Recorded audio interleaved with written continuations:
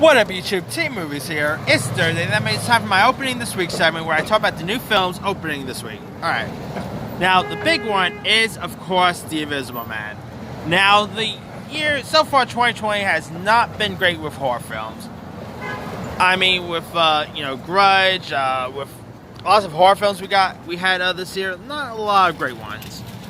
But from what I heard, The Invisible Man is definitely the first best horror film of the year. Obviously, it's like probably the only great horror film of the year so far. But still, it looks really cool. You got Elizabeth Moss here. It looks creepy. I think this could be something really intriguing. I mean, especially with the whole Universal, Monster Universe debacle that happened. This is definitely a way to go. But anyway, hopefully y'all end up enjoying. I'm seeing it tomorrow, so get my review there. Alright. Also out this week, we got Burden. Now, this is about Now, this stars Garrett Hedlund, who portrays this ex-KKK man named Mike Burden, who ends up, being homeless with his wife and kids and all. And so, so you got this African-American priest who ends up taking him in, and of course, it's all features Forrest Whitaker, Andrea Riseborough. This looks amazing. I mean, I really like the cast that's involved in this. I mean, Garrett Hedlund is really an actor that don't really get the much love and praise that he should. Like, I think the dude's really awesome. Forrest Whitaker looks great in this. It is based on a true story. I mean, the film was supposed to come out like 2 years ago. But I think because, in 2018 there was also Black Klansmen, so I guess they didn't want to them to compete with one another. But hey, I'm kind of looking for to check out Burden. Hopefully it's pretty decent. All right.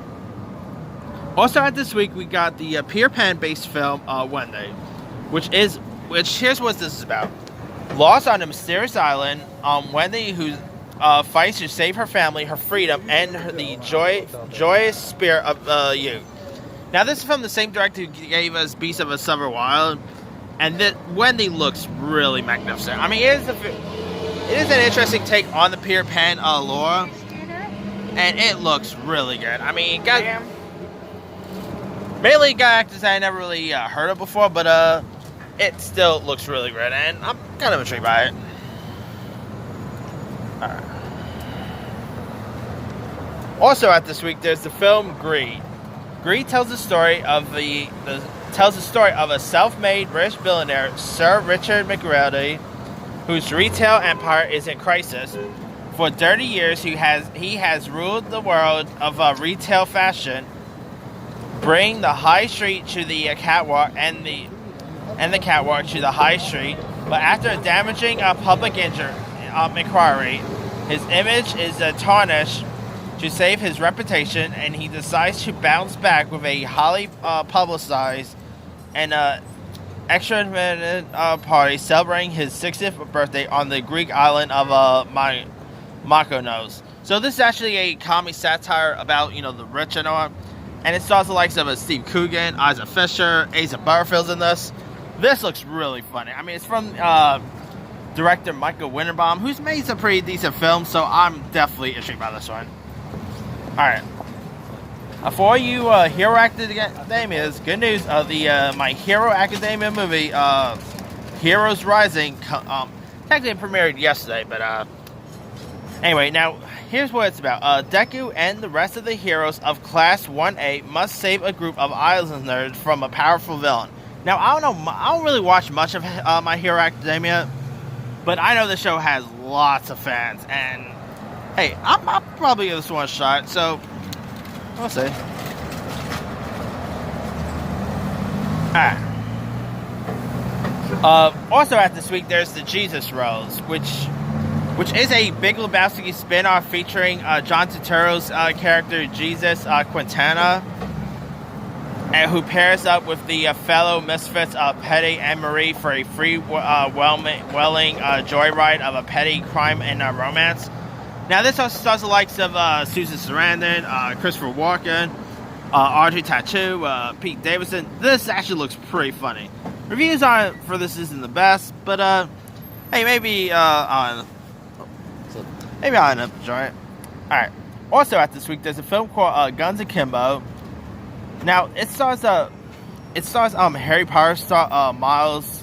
Stars Harry Potter star Dan Radcliffe, who portrays a character named Miles, who's a video game developer who invariably becomes the next participant in a real-life deathmatch that streams online. So this kind of looks like a very more violent version of the upcoming Free Guy movie, because the Free Guy film sounds a little similar to this. Anyway, Guns Akimbo, Dan Radcliffe, he's coming a long way since Harry Potter fame. And this kind of looks like a very different Dan Radcliffe. I mean, it looks violent, looks entertaining. I'm kind of intrigued by this one. Alright, so it's Samara Weaving Chu, so one more kicks for there. Alright, there's also a film called The Whistlers, which I don't know much about. There's Art Parr of Playboy, which is the man behind the bunny, which is about the life and legacy of Art Parr, who's the founding art director of Playboy magazine. There you go. There's a film called Straight Up, which is about which is a coming of age tale, and it's about Todd, who's a hyper articulated, obsessive, compulsive gay 20-something whose fear of dying alone leads him to a baffling conclusion that he might not be gay after all. So when he meets Rory, a whip-smart, struggling actress with her own set of insecurities, the two forge a relationship that's all talk and no sex. And so yeah, this is kind of intriguing. I mean, the trailer looks interesting, so I'll probably give that one shot. I mean, also Randall Park's in this, so that. There's some film called The Disappearance at Clifton Hill, which is about a young woman who returns to her home of Nigeria Falls, where the memory of a long ago kidnapping quickly ensnares her. I don't know much about that. There's a film called Blood on Her Name, which I don't know much about that. There's a film called St. Francis, which is... Here's what this is about. After an abortion, a deadbeat nanny finds herself developing a friendship with a 60-year-old who she's hired to watch. So, this is pretty much a film about a babysitter and a friendship that entwines with a kid that she's watching and all. This looks kind of intriguing. I mean, it premiered at Sundance last year with some pretty good reviews. I'm surprised they haven't released it till now, but anyway. Now that's all the films coming to theaters. Now coming to Netflix this week, we got All the Bright Places, which is based on a YA novel and stars Justice Smith, Ella Fanning. And here's what it's about. After meeting each other, two people struggle with the emotional and physical scars of their past. They discover that even the smallest moments can mean something. So this looks kind of intriguing. I mean, I really like the director of He did that movie Heartbeat Loud and The Hero. He's actually a pretty solid director. I like Justice Smith. I like Elle Fanning. So maybe this would be something pretty cool to watch. And last but not least, premiering on Netflix this week, we got Pokemon Mewtwo Strikes Back Evolution. Happy Pokemon Day, people. And speaking of Justice Smith, he's no stranger for the Pokemon world, because of course he was in Detective Pikachu last year. Anyway, now this is I guess you could say a CGI remake of Pokemon the first movie. So this is technically the Pokemon first movie all over again, but in CGI form.